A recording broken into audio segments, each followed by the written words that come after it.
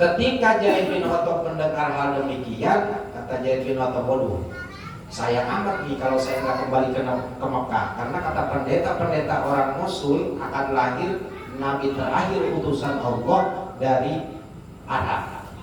Maka dia kembali pulang. Namun sayang, di tengah perjalanan Zaid bin Khattab meninggal dunia. Nah, Zaid bin Khattab meninggal dunia.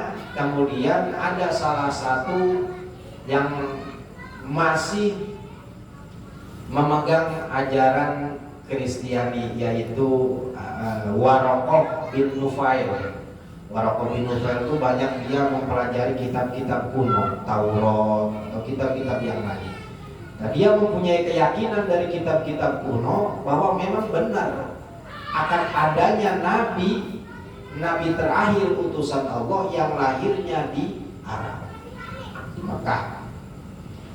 Nah, kemudian hal tersebut diceritakanlah oleh Waraqah bin Nufail kepada keponakannya yang bernama Laila al-Adawiyah. Laila al-Adawiyah yang dulu saya pernah ceritakan ketika Abdullah mau melamar siapa? Aminah. Laila al-Adawiyah kan mencegah di jalan, minta dia untuk dikawin atau dinikahi oleh Abdullah. Dan Laila al-Adawiyah pada waktu itu melihat memang benar ada cahaya kenabian di badannya atau di jasadnya Bapak Nabi Muhammad Abdullah. Jadi semua orang Nasrani, orang Yahudi yang memegang kitab-kitab asli, Taurat, Injil, Zabur. Kalau dulu yang masih asli, jadi belum dirubah. Kalau sekarang udah dirubah. Yang asli itu memang benar akan adanya lahir seorang nabi utusan Allah, nabi terakhir, dan dia akan diberi nama Muhammad dan akan lahir pada hari Senin tanggal 12 Rabiul Awal. Semuanya membenarkan. Namun memang orang Yahudi sama orang Nasrani itu mengklaim bahwa tidak akan ada nabi selain dari Bani Israel, karena semuanya kan Nabi Muhammad doang yang dari Arab, yang lainnya dari Bani Israel. Tapi Waraqah tidak mempunyai alasan kalau ternyata ada nabi lahir selain daripada Bani Israel, karena dialah yang mempelajari kitab-kitab kuno, yang kitab itu adalah warisan turun-temurun dari nenek moyangnya. Kemudian setelah Ibunda Aminah mengandung Nabi Muhammad SAW 9 bulan dalam kandungan, tepat pada tanggal 12 Rabiul Awal, hari Senin, tahunnya tahun gajah, lahirlah sosok Nabi besar kita, Nabi Muhammad SAW, yang pada waktu kelahirannya itu Ibunda Aminah ditemani oleh seorang wanita yang bernama Asyifa. Namanya Asyifa. Nah, bahkan menurut salah satu riwayat yang sering kita baca di kitab Perjanji itu, wahadara ummahu lailata maulidihi Asiyatu wa Maryamu fi niswatin minal hadiratil qudsiyah wa aqadahal mahadu fawaladat sallallahu alaihi wasallam nuran yatala'lahu sana. Nah, jadi yang menemani Ibunda Aminah itu bukan hanya Asyifa, melainkan hadirlah sosok wanita yang suci. Siapa? Yang pertama adalah Asia. Siapa Asia? Istrinya Fir'aun. Istrinya Fir'aun. Istrinya Fir'aunnya kafir, tapi Asianya mah iman kepada Nabi Musa alaihi salam. Jadi jangan aneh kalau yang sekarang ada suaminya nggak pernah mau ngaji, nggak pernah mau ibadah, istrinya marah gimana? Sholatnya rajin, ibadahnya rajin, berarti tuh rumah tangganya Fir'aun sama Asia. Jangan aneh. Dari sononya ada. Dari kulit ya. Memajikan orang rajin biasa. Salatnya nama itu sholat kaca. Nah, ditemani oleh Asia. Yang kedua, ditemani juga oleh Siti Maryam. Lahir Ibunda Aminah melahirkan Rasul itu bukan atau tidak secara melahirkannya umumnya wanita-wanita biasa. Jadi Rasul itu lahir menurut satu riwayat di bawah pusar, di atas pintu, mas pintu bukan apa? Di bawah pusar, di atas pintu apa? Adanya sebelah kiri. Jadi di sini nih. Ini tang pusar. Mengkuari mengadakan di sasar. Juga ditemani para malaikat Allah Subhanahu wa Ta'ala. Lahir ke alam dunia, Nabi dalam keadaan sujud dan menyebut nama Allah Subhanahu wa Ta'ala. Menurut satu kaul, ketika lahir Rasul membaca Allahu Akbar kabiro walhamdulillahi kasiro wa subhanallahi bukratan wa asila. Nah, itu yang dibaca ketika Rasul lahir. Beda dengan kita. Kita Pak baca apa waktu lahir? Kalau kita maculah cina kui horeng cang ya dalam dunia ya. Kecang. Atau kan di dalam perut gelap, keluar di dalam perut cang ya. Betah kan sekarang pada betah. Nah, kemudian setelah Nabi Muhammad lahir, maka Ibunda Aminah mengutus atau mengirim surat kepada mertuanya. Siapa? Mertua Ibunda Aminah siapa? Abdul Muthalib. Abdul Muthalib. Abdul Muthalib itu bapaknya Abdullah, berarti Aminah ke Abdul Muthalib mertua. Ngirim surat, Abah Abi tos lahiran. Nah, akhirnya Abdul Muthalib menerima kabar yang sangat gembira, bahagianya luar biasa. Tidak lama Abdul Muthalib langsung mendatangi rumah Ibunda Aminah. Ketika datang Abdul Muthalib datang ke rumah Ibunda Aminah, maka digendonglah Nabi Muhammad yang masih bayi oleh kakeknya Abdul Muthalib. Digendong, masih ngegendong orang ya. Kita makan cacaderan ngomong laginya. Dibawalah berkeliling Ka'bah. Di situ dia memuji Abdul Muthalib kepada Allah, memuji kepada Allah dan bersyukur kepada Allah. Maka ketika Abdul Muthalib memuji Allah dan bersyukur kepada Allah, terbesar di dalam hatinya nama Muhammad ada di dalam hatinya. Maka kata Abdul Muthalib, wah Muhammad kau yang didengar. Akhirnya diberilah nama Muhammad. Menurut satu riwayat.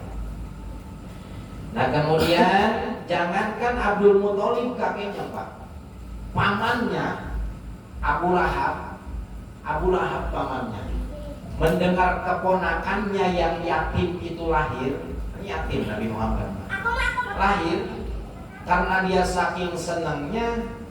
Nah, Abu Lahab memerdekakan hamba sahayanya yang bernama siapa? Suwaibah diperdekakan oleh Abu Lahab pada hari Senin tanggal 12 Rabiul Awal. Nah, maka ada keringanan buat Abu Lahab. Ya, Abu Lahab harus dinarakain. Asalnya nak puas Senin, dia tiap hari Senin istirahat dia. Nggak disiksa kalau di hari Senin, nggak disiksa. Kayak Selasa kebugan ibu malaikat, terus dikebugan ke Senin istirahat bulan asal.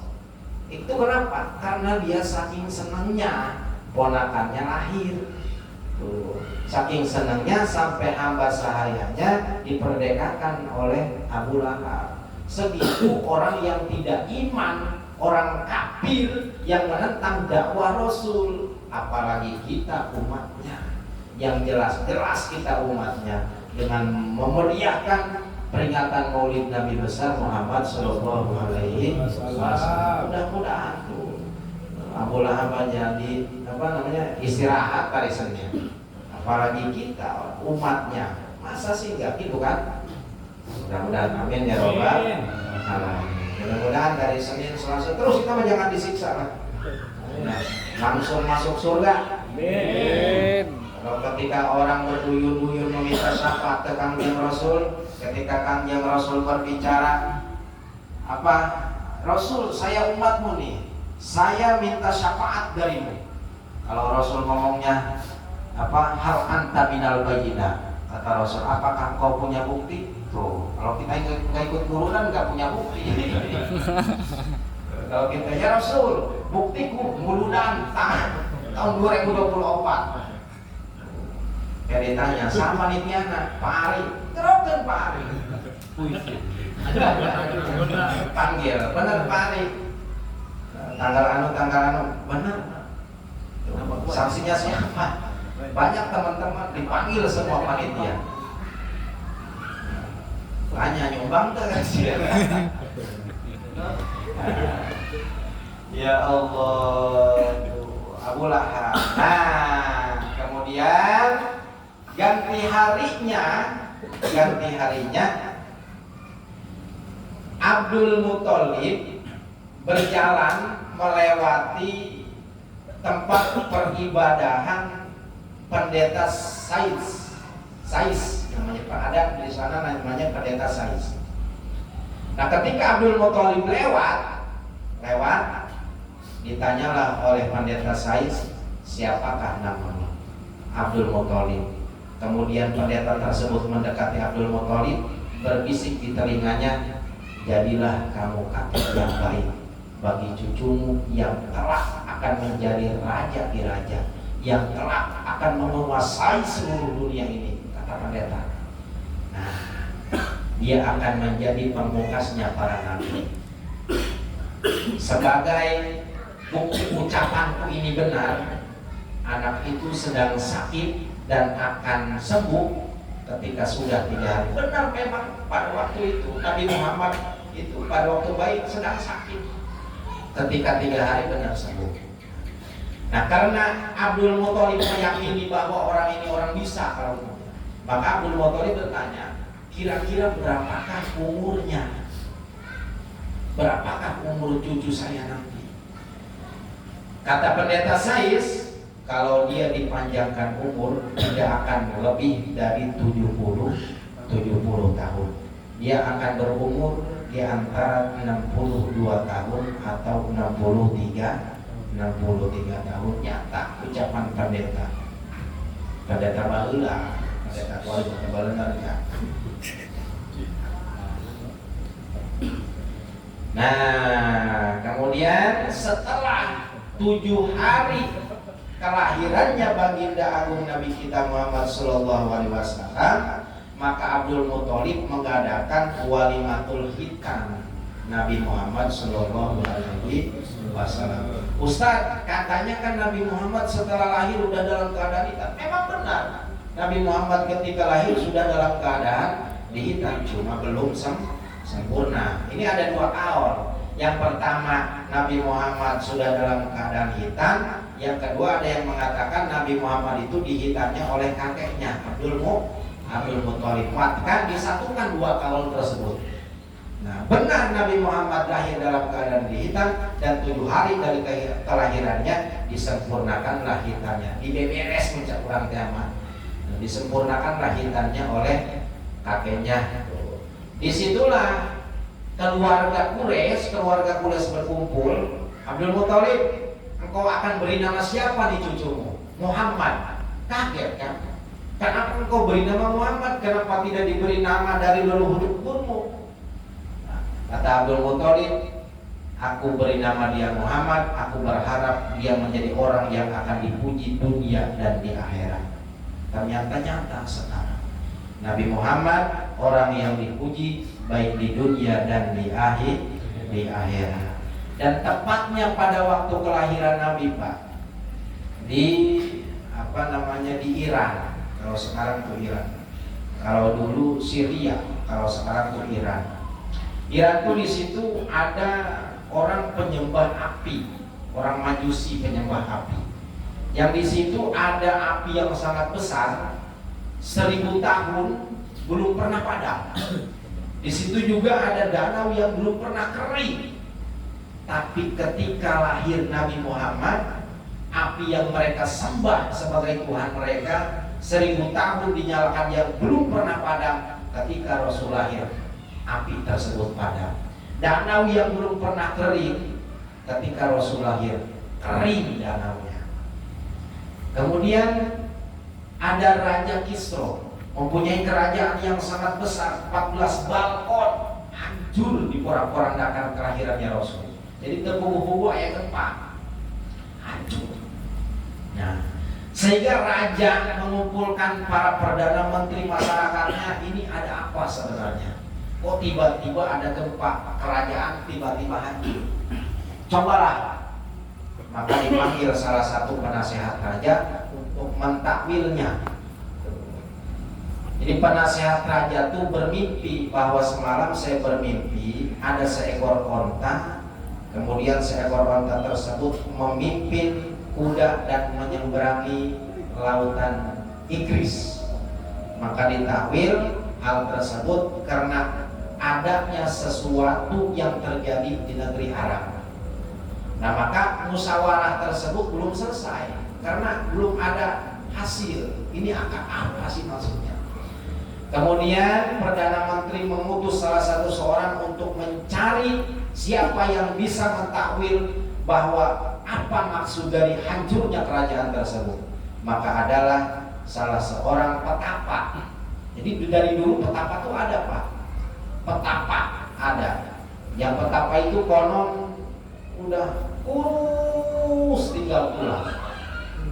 Dia yang bisa mentakwilnya, dia yang bisa menerjemahkan kejadian itu. Ternyata kerajaannya tidak akan lama lagi akan hancur dan akan digantikan oleh raja yang baru. Cuma dirahasiakan. Artinya dia juga tidak tahu siapa yang akan menggantikan adik kuasa kerajaan tersebut.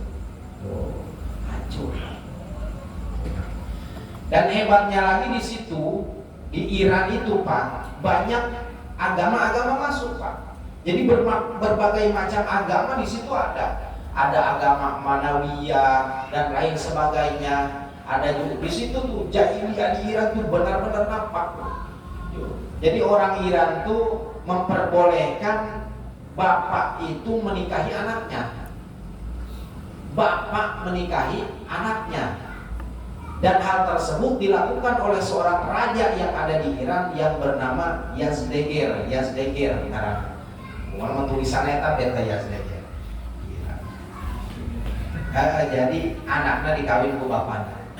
Dan seorang anak berkuasa untuk memuaskan nafsu ibunya andai kata suaminya telah meninggal. Imun mana pae digantian ku anak nangis mah ulah ceuri aya acengnya cenah. Naudzubillahi min dzalik. Dan di situ juga ada yang namanya nikah sipah. Nikah sipah itu perempuannya satu, laki-lakinya lebih dari 10 orang. Jadi bahasa ayeuna membeureun salome. Salobang rame-rame. Nah, nanti ketika sudah lahir anaknya nih, misalnya perempuannya udah hamil, lahir anaknya itu yang 10 laki-laki dikumpulin, Pak. Dikumpulin, ini kira-kira si cabang bayi miripnya ke siapa nih? Misalnya kalau mirip Pak Aris, oh Aris kamu bapaknya, kamu yang menikah sama saya. Masya Allah itu. Dulu tuh ada nikah sipah kayak begitu di zaman jahiliyah itu. Kemudian perempuan itu pada waktu itu sama sekali tidak berperan, tidak penting perempuan itu. Sekali perempuan itu hanya pemuas nafsu. Siapa yang kuat, siapa yang dia yang berhak mensentuh perempuan. Naudzubillahi min dzalik. Banyak orang tua yang melahirkan bayi perempuan kemudian berangkat ke padang pasir, lalu anak bayi yang masih hidup dikubur hidup-hidup. Masya Allah. Walaupun kita karena zaman tersebut kayaknya kalau ngedengar bayi mungil dikubur hidup-hidup, ngeri kan? Ngeri. Lebih ngeri zaman sekarang. Belum lahir udah dibunuh. Nah, kalau dulu udah lahir dibunuh hidup-hidup, sekarang belum lahir udah dibunuh. Nah, karena aborsi. Jadi sama. Sekarang cuma beda nama, masih jahiliyah sekarang.